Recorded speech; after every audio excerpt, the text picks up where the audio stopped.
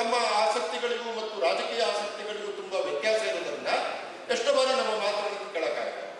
ಇವತ್ತು 2000ಕ್ಕಿಂತ ಕಡಿಮೆ ಒಂದು ಭಾಷೆಯನ್ನು ಮಾತನಾಡುತ್ತಿರುವ ಕಮ್ಯುನಿಟಿಗಳು, ಸಮುದಾಯಗಳು ಕರ್ನಾಟಕದಲ್ಲಿ 53 ಇವೆ. ಮುಂದಿನ 30 ವರ್ಷದಲ್ಲಿ ನಾವು ಏನಾದರೂ ಯೂಟರ್ನ್ ತಗೊಂಡು ಅವರ ಬಗ್ಗೆ ಕೆಲಸ ಮಾಡದೆ ಹೋದರೆ ಮುಂದಿನ 30 ವರ್ಷದಲ್ಲಿ ಕರ್ನಾಟಕದ 53 ಸಮುದಾಯಗಳು ಕಾಣೆಯಾಗ್ತವೆ. ಅವ್ರು ಇರೋದೇ ಹೊರಗಡೆ ಇರೋಲ್ಲ, ಕೆಲಸ ಮಾಡೋದ್ರಲ್ಲಿ ಹೊರಗಡೆ ಇರೋದೇ. ನನ್ನ ಗೆಳೆಯರು ಗಣೇಶ ಎಲ್ಲ ತುಂಬ ಕೆಲಸ ಮಾಡ್ತಾ ಇದ್ದಾರೆ, ಸುಶೀಲಾ ನಾಡ ಮೊದಲಾದರೂ ಕೆಲಸ ಮಾಡ್ತಾ ಇದ್ದಾರೆ, ಅದಕ್ಕೆ ಅವರಿಗೆ ಧನ್ಯವಾದಗಳು. ಕಮ್ಯುನಿಟಿಯನ್ನು ಉಳಿಸುವ ಕೆಲಸಗಳನ್ನು ಮಾಡ್ತಾ ಇದ್ದಾರೆ. ಅನೇಕ ಟ್ರೈಬಲ್ ಗ್ರೂಪ್ಗಳ ಡೆತ್ ರೇಟ್ ನೋಡಿ, ಸಾಯುವ ವಯಸ್ಸು ನೋಡಿ, 40ರಿಂದ 50, 40 ವರ್ಷದಿಂದ 60 ವರ್ಷದ ನಡುವಿನ ಟ್ರೈಬಲ್ಗಳು ಸಾಯ್ತಾ ಇದ್ದಾರೆ. ಈ ಬಹುರಾಷ್ಟ್ರೀಯ ಕಂಪನಿಗಳ ಬೆಳವಣಿಗೆ, ಈ ಜಮೀನುಗಳ ಕೇಂದ್ರೀಕರಣ, ಈ ಇಂಗ್ಲಿಷ್ ಭಾಷೆಯ ಒತ್ತಡ, ಇದರ ಎಲ್ಲದರ ನಡುವೆ ನಮ್ಮ ಟ್ರೈಬಲ್ಗಳು ಎಲ್ಲಿ ಹೋಗ್ತಾ ಇದ್ದಾರೆ, ಹೇಗೆ ಬದುಕುತ್ತಾ ಇದ್ದಾರೆ, ಅವರು ಬದುಕುವುದಕ್ಕೆ ಸಾಧ್ಯವೋ ಅಂತ ಕೇಳಿದ್ರೆ ನನ್ನಂತ ಮಿಡಲ್ ಕ್ಲಾಸಿನವನಿಗೆ ಉಸಿರು ಕಟ್ತಾರೆ. ಅಂದ್ರೆ ಯೋಚನೆ ಮಾಡಿ. ನಮ್ಮನ್ನ ಸೋಲಿಗರ ಹಟ್ಟಿಗೆ ಹೋಗಿ ಬಂದಿದ್ದೇನೆ, ಬಿಳಿಗಿರಂಗನ ಬೆಟ್ಟದಲ್ಲಿ ಇದ್ದೆ ನಾನು 2 ದಿವಸ. 53 ಸಮುದಾಯಗಳು ಮುಂದಿನ 30 ವರ್ಷದಲ್ಲಿ ಕರ್ನಾಟಕದ ಕಾಣೆ ಆಗ್ತವೆ. ಈಗಾಗಲೇ ಮೇಡಮ್ ಅವರು ಹೇಳಿದರು, ಜಾರ್ಖಂಡದಲ್ಲಿ ಕೋಲ್ ಕೆಲಸ ಮಾಡುವವರ ಶ್ವಾಸಕೋಶಗಳು ಹೇಗಿರ್ತವೆ ಅಂತ. ಸೊ ಟ್ರೈಬಲ್ ಲ್ಯಾಂಡ್ಗಳಲ್ಲಿ ನಡೆಯುವಂಥ ಕೈಗಾರಿಕೀಕರಣದ ಕೆಲಸಗಳು, ಪರಿಸರ ನಾಶ, ಅವರಿಗೆ ಸರಿಯಾದ ವೈದ್ಯಕೀಯ ವ್ಯವಸ್ಥೆ ಸಿಗದೇ ಇರುವುದು ಮತ್ತು ಈ ಬೃಹತ್ತಾದ ಬೆಳವಣಿಗೆಯ ಮಾನಸಿಕ ಒತ್ತಡ ಇರ್ತದಲ್ಲ ಅವರ ಮೇಲೆ, ಅದರಿಂದಾಗಿ ಸಮುದಾಯಗಳು ಸಾಯ್ತಾ ಇವೆ, ಸಮುದಾಯಗಳ ಭಾಷೆಗಳು ಸಾಯ್ತಾ ಇವೆ. ಇಂಥ ಸಂದರ್ಭದಲ್ಲಿ ಬಹುತ್ವ ಭಾರತವನ್ನು ನಾವು ಉಳಿಸಿಕೊಳ್ಬೇಕಾದ್ರೆ ಬಹುದೊಡ್ಡವಾದಂಥ ಒಂದು ಸಾಮಾಜಿಕ, ಆರ್ಥಿಕ, ಸಾಂಸ್ಕೃತಿಕ ಕ್ರಾಂತಿಯನ್ನ ಹೇಗೆ ಮಾಡಬಹುದು ಎಂಬುದರ ಬಗೆಗೆ ನಾವು ಎಲ್ಲರೂ ಕೂಡ ಮತ್ತೆ ಮತ್ತೆ ಯೋಚನೆ ಮಾಡಬೇಕು. ಒಂದು ಚಿಕ್ಕ ಉದಾಹರಣೆ ಕೊಟ್ಟು 2 ನಿಮಿಷ ನಿಲ್ಲಿಸ್ತೇನೆ ಸರ್. ನಮ್ಮ ಬಹುತ್ವ, ನಾನೊಬ್ಬ ಸಾಹಿತ್ಯದ ವಿದ್ಯಾರ್ಥಿ ಆದ್ದರಿಂದ ಉದಾಹರಣೆ ಕೊಡೋದು ನಾನು. ನಾವು ಎಷ್ಟು ಚೆನ್ನಾಗಿರ್ತೇವೆ ಬಹುತ್ವ ಅಂತಂದ್ರೆ, ಬಹುತ್ವ ಮೇಡಮ್ ಅದನ್ನು ಬೇರೆ ಥರ ತುಂಬ ಚೆನ್ನಾಗಿ ಹೇಳಿದರು. ಕೈಯಲ್ಲಿ ಬ್ರೈನ್ ಇದೆ ಅಂತಂದ್ರೆ ಎಷ್ಟೊಳ್ಳೆ ಮಾತು ಮಾಡಿ. ಈಗ ಮಹಾಭಾರತ ಒಂದು ಸಣ್ಣ ಉದಾಹರಣೆ, ನಾನು ಸಾಹಿತ್ಯದ ವಿದ್ಯಾರ್ಥಿ ಆದ್ದರಿಂದ. ಈಗ ಮಹಾಭಾರತ ವ್ಯಾಸರು ಬರೆದ, ಸಂಸ್ಕೃತದಲ್ಲಿ ಬರೆದ. 1919ರಲ್ಲಿ ಪೂನಾದಲ್ಲಿ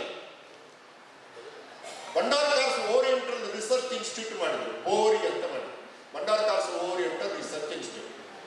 ಅಲ್ಲಿ ಸೂಕ್ತಂಕರನ್ನ ಮುಖ್ಯಸ್ಥರನ್ನಾಗಿ ಮಾಡಿ, ಸೂಕ್ತಂಕರಿಗೆ ಆಗನ ಬ್ರಿಟಿಷ್ ಸರ್ಕಾರ ಒಂದು ಕೆಲಸ ಕೊಟ್ಟಿತ್ತು. ಏನು ಅಂತಂದ್ರೆ, ಈ ಮಹಾಭಾರತ ಇದೆಯಲ್ಲ ವ್ಯಾಸರು ಬರೆದಿದ್ದು, ಇದರ ಒಂದು ಅಧಿಕೃತ ಪಠ್ಯವನ್ನ ನೋಡಿ, ಶಬ್ದ ಮಾತಾಡುವಾಗ ಹಾರಿ ಹೋಯ್ತದು, ಅಧಿಕೃತ ಪಠ್ಯವನ್ನ ಮಾಡಿಕೊಡಿ ಅಂತ ಕೇಳಿ. ಸರಿ ಅಂತ ಹೇಳಿ ಸೂಕ್ತಂಕರ್ 18 ಜನರ ಒಂದು ತಂಡದೊಟ್ಟಿಗೆ 1919ರಿಂದ 1940ರವರೆಗೆ ಸುಮಾರು 20 ವರ್ಷ ಕೆಲಸ ಮಾಡಿ ಮಹಾಭಾರತ ಅಂತ ಹೇಳುವ ಪಠ್ಯವನ್ನ ಸಂಗ್ರಹ ಮಾಡಿದ್ದು 1128. 1128 ಪಠ್ಯವನ್ನು ಕಲೆಕ್ಟ್ ಮಾಡಿ ಇವತ್ತು ಕೂಡ ಭಂಡಾರಕಾರ್ಸ್ ಓರಿಯೆಂಟಲ್ ರಿಸರ್ಚ್ ಇನ್ಸ್ಟಿಟ್ಯೂಟ್ ಹೋದ್ರೆ ಅದನ್ನು ನಾವು ನೋಡ್ಬೋದು, ಆನ್ಲೈನಲ್ಲಿ ಕೂಡ ಸಿಗುತ್ತೆ, ಡಿಜಿಟಲ್ ಕಾಪಿ ಕೂಡ ಸಿಗುತ್ತೆ. ಈ 1128 ಪ್ರತಿಯಲ್ಲಿ ಏನಿದೆ ಅಂತಂದ್ರೆ ಎಲ್ಲವೂ ವ್ಯಾಸನ ಬರೆದದ್ದು, ಆದರೆ ಯಾವುದೂ ಒಂದರ ಹಾಗೆ ಇನ್ನೊಂದು. ಇದು ಹೆಂಗೆ? ಇದು ಬಹುತ್ವ. ಇದು RSSನವರಿಗೆ ಅರ್ಥ ಆಗಲ್ಲ, ಅರ್ಥವೇ ಆಗಲ್ಲ ಅವರಿಗೆ. ಏಕೆ ರಾಮಾನುಜನ ಬರೆದ 300 ರಾಮಾಯಣಗಳನ್ನ ನಮ್ಮ ಮಕ್ಕಳು ಓದ್ಲಿ ಅಂತ ಡೆಲ್ಲಿ ಯೂನಿವರ್ಸಿಟಿಯಲ್ಲಿ ಪಠ್ಯ ಮಾಡಿದಾಗ ABP ಅವರು ದೊಡ್ಡ ಗಲಾಟೆ ಮಾಡಿ ಆ ಪಠ್ಯವನ್ನೇ ತೆಗೆಸಿ ಹಾಕಿದ್ರು. ಅವರಿಗೆ ಒಂದು ಪಠ್ಯ ಹಲವು ಪಠ್ಯಗಳಾಗಿ ಭಾರತದಲ್ಲಿ ಒಡೆಯುತ್ತದೆ.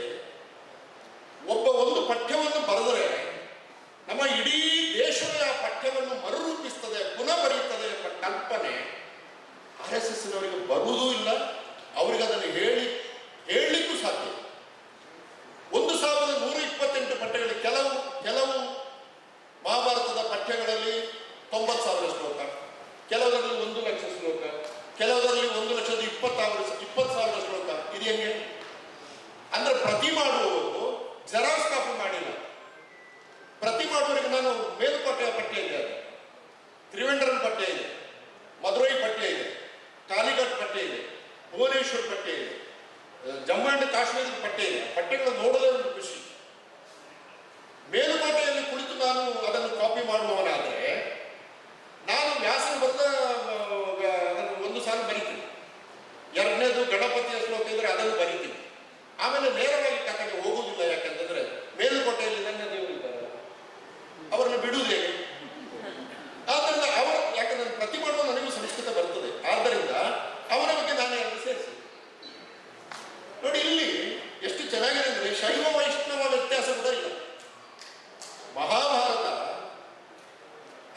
ಕೃಷ್ಣನ ಕತೆ, ವೈಷ್ಣವ ಕಥೆಯಾದರೂ ಕೂಡ ಅದನ್ನು ಪ್ರತಿ ಮಾಡುವ ಶಿವಭಕ್ತನಾದಿದ್ರೆ ಅವ ಶಿವನ ಬಗ್ಗೆ ಎರಡು ಶ್ಲೋಕ ಸೇರಿಸ್ತದೆ.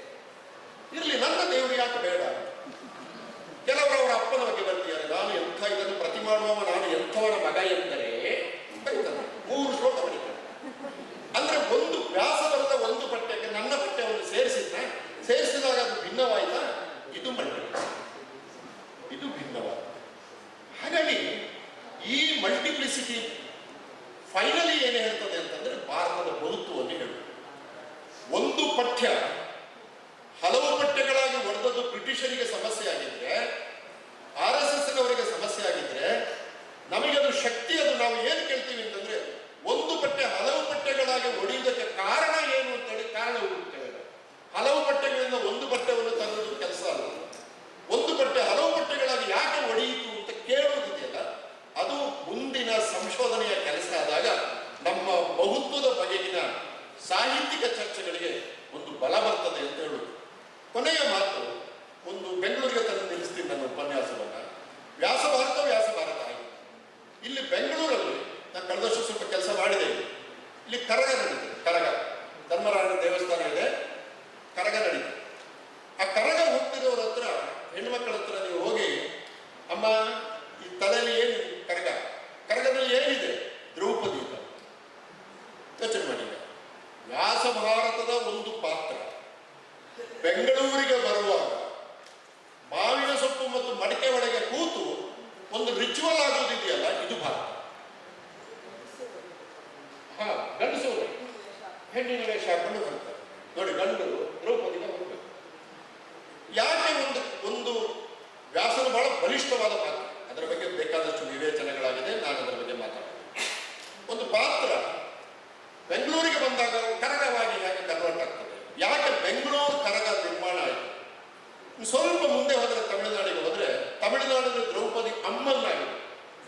ವ್ಯಾಸ ಯಾವ ಕಾರಣಕ್ಕೂ ಕೂಡ ದ್ರೌಪದಿಯನ್ನು ಅಮ್ಮ ಅಂತ ಕರೀತಾರೆ, ಕ್ಯಾರೆಕ್ಟರ್, ಒಂದು ಪಾತ್ರ. ಆದರೆ ತಮಿಳಿನಲ್ಲಿ ಮದುವೆ ಹತ್ರ ಹೋಗಿದ್ದೆ ನಾನು. ಜಾತ್ರೆಯನ್ನು ಸಹ ದೊಡ್ಡ ಒಂದು 120 ಅಡಿ ಉದ್ದದ ಮರಳಿನ ದ್ರೌಪದಿಯನ್ನು ಬರೀ. ಹೇಗೆ ಒಂದು ಕ್ಯಾರೆಕ್ಟರ್ ಒಂದು 120 ಅಡಿ ಎತ್ತರದ ಪಾತ್ರವಾಗಿ ತಮಿಳುನಾಡಿನಲ್ಲಿ ಪುನರ್ ಸೃಷ್ಟಿಯಾಯಿತು? ವ್ಯಾಸನಿಗೆ ಗೊತ್ತಿತ್ತಾ ಇದು? ವ್ಯಾಸನ 1128 ಪಠ್ಯಗಳನ್ನು ಪ್ರತಿ ಮಾಡಿದವರಿಗೆ ಗೊತ್ತಿತ್ತಾ ಇದು? ಇಲ್ಲ. ಆದರೆ ತಮಿಳರಿಗೆ ಗೊತ್ತಿದೆ, ನಮಗೆ ಗೊತ್ತಿಲ್ಲ. ಸೊ ಅದು ರಂಗಭೂಮಿಗೆ ಬಂದಾಗ ತಮ್ಮಲ್ಲಿ ಅನೇಕರು ಉದಯದ ಥಿಯೇಟರ್ನಲ್ಲಿ ಕೆಲಸ ಮಾಡುವರು. ಈಗ ದ್ರೌಪದಿ ವಸ್ತ್ರಾಪರಣ ಆಗ್ತದೆ ಅಂತ ಮಂಗಳೂರಿನಲ್ಲಿ ಯಕ್ಷಗಾನದಲ್ಲಿ ದ್ರೌಪದಿ ವಸ್ತ್ರಾಪರಣ ಆದಾಗ ಬಹುಮಟ್ಟಿಗೆ ಯಕ್ಷಗಾನ ಪುರಾಣ ವ್ಯಾಸ ಪರಂಪರೆಯಲ್ಲಿ ಅನುಸರಿಸಿಕೊಂಡು ಬಂದದ್ದರಿಂದ ದುರ್ಯೋಧನ ದುಶ್ಯಾಸನ ದ್ರೌಪದಿಯ ಸೀರೆಯನ್ನು ಎಳಿ ಅಂತಂದಾಗ ಅವನು ಹೋಗ್ತಾನೆ, ಎಳಿತಾನೆ. ಕುಮಾರವ್ಯಾಸ ಅದನ್ನು ಬಹಳ ಅದ್ಭುತವಾಗಿ ಚಿತ್ರಿಸ್ತಾನೆ. ಅವಳು ಹೇಳ್ತಾಳೆ, ನನ್ನನ್ನು ಸಭೆಗೆ ಕರಿಬೇಡ, ನಾನು ಪುಷ್ಪವತಿಯಾಗಿದ್ದೇನೆ, ಪುಷ್ಪವತಿಯಾಗಿ ಇಲ್ಲಿ ನಡೆ, ಫಲವತಿಯಾಗ ಗುರುರಾಜ ಭವನದಲ್ಲಿ ಅಂತ ಹೇಳುವ ದುಷ್ಟ ಅದು ವ್ಯಾಸಂದೇ. ಹಾಗೆ ಬಂದಿದೆ ಮಂಗಳೂರಿಗೆ. ಆದರೆ ತಮಿಳುನಾಡಿನಲ್ಲಿ ನೀವು ತೆರಕೊತ್ತು ನೋಡುದು, ತೆರಕೊತ್ತಿನಲ್ಲಿ ದ್ರೌಪದಿ ಒಂದು ಕ್ಯಾರೆಕ್ಟರ್ ಆಗಿ ಬರಲೇಬೇಕಲ್ಲ. ಈ ದುಶ್ಯಾಸನ ಮಾಡುವ ಪುಣ್ಯಾತ್ಮ ಬೆಳಿಗ್ಗೆ ಅದೇ ದ್ರೌಪದಿ ದೇವಸ್ಥಾನಕ್ಕೆ ಹೋಗಿ ಅಡ್ಡ ಬಿದ್ದು ಬಂದಿವೆ.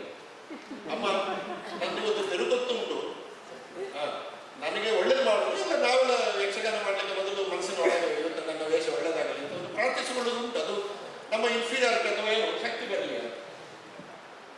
ಅವ ಅಡ್ಡ ಬಿದ್ದು ಬಂದಿರ್ತಾನೆ, ಹಣೆಗೆ ನಾವೆಲ್ಲ ಹಾಕಿರ್ತಾನೆ. ಇಲ್ಲಿ ಬಂದು ಕೌರವ ಹೇಳ್ತಾನೆ, ಇವನು ಸೀರೆ ಎಳಿಯ. ಇವನು ಸೀರೆ ಎಳಿಲಿಕ್ಕೆ ಹೋಗ್ತಾನೆ, ನೋಡಿದ್ರೆ ದ್ರೌಪದಿ ನಿಂತಿದ್ದಾಳೆ, ಬೆಳಿಗ್ಗೆ ಅವಳ ಕಾಲಿ ನಿಂತು ಬಂದಿದೆ. ಇಲ್ಲಿ ಸೀರೆ ಎಳಿಲಿಕ್ಕೆ ಹೇಳ್ತಾನೆ. ಎಷ್ಟು ಬ್ಯೂಟಿಫುಲ್ ಆಗಿದೆ ಭಾರತ ಅಂದ್ರೆ. ಅವನು ಅಲ್ಲಿ ಹೇಳ್ತಾನೆ, ನನ್ನ ಹತ್ರ ವಿಡಿಯೋ ರೆಕಾರ್ಡಿಂಗ್ ಇದೆ.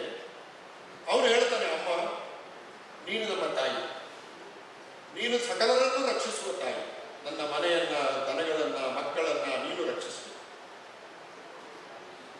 ನಿನ್ನ ಸೀರೆ ಎಳಿದ ಅಪರಾಧ, ಎಳಿಬಾರದು, ನಿನ್ನ ಮೈ ಮುಟ್ಟಬಾರದು. ಆದರೆ ನಾನು ಮಾಡ್ತಾ ಇರೋದು ತಿರುಗುತ್ತು.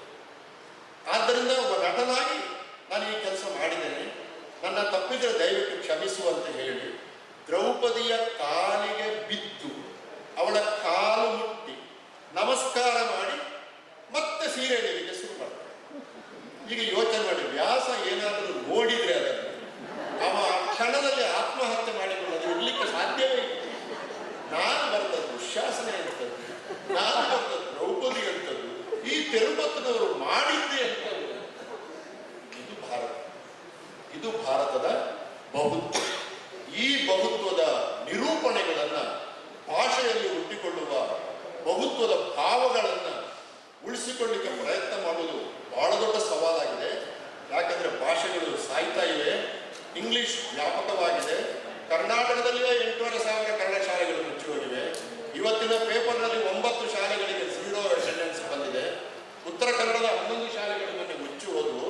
ಯಾರಿಗೂ ಕೂಡ ಭಾಷೆ ಬೇಡವಾಗಿದೆ, ಹಣ ಬೇಕಾಗಿದೆ. ಹಣದ ಜಾಗದಲ್ಲಿ ಮನುಷ್ಯನನ್ನು ನಿಲ್ಲಿಸುವುದಕ್ಕೆ ಬಹುತ್ವ ಬಹಳ ದೊಡ್ಡ ಶಕ್ತಿ ಆಗ್ತದೆ. ನನಗೆ ಅದನ್ನ ಕೆಲಸ ಮಾಡುವುದಕ್ಕೆ ತುಂಬಾ ನಾವು ಜವಾಬ್ದಾರಿಯಿಂದ ಹೋಗಬೇಕಾಗಿದೆ ಎಂಬ ಮಾತನ್ನು ಹೇಳಿ ಸಮಯ ಜಾಸ್ತಿ ತಗೊಂಡದಕ್ಕೆ ಕ್ಷಮೆ ಕೇಳಿ ನನ್ನ ಮಾತು